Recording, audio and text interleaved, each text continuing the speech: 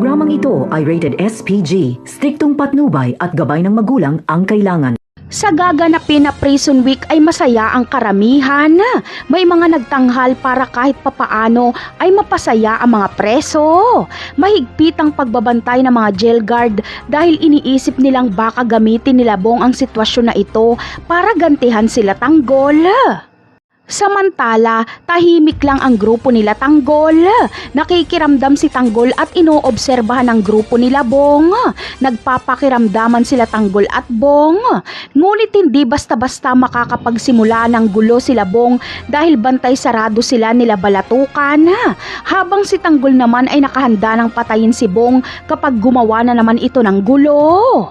Sa kabilang banda naman ay si Severino na mismo ang pumunta sa bahay nila Marsing. Pilit niyang pinapaamin kung nasaan si Mokang.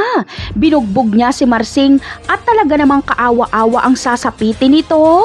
At dahil walang maisagot si Marsing kung nasaan si Mokang dahil wala naman talaga siyang alam, ay patuloy ang pananakit sa kanya ni Severino.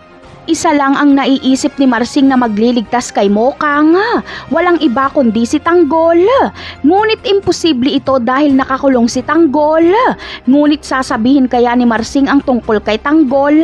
Ano kaya ang gagawin ni Ramon kapag malaman niyang Tanggol ang pangalan ng lalaking tumangay kay Mokang?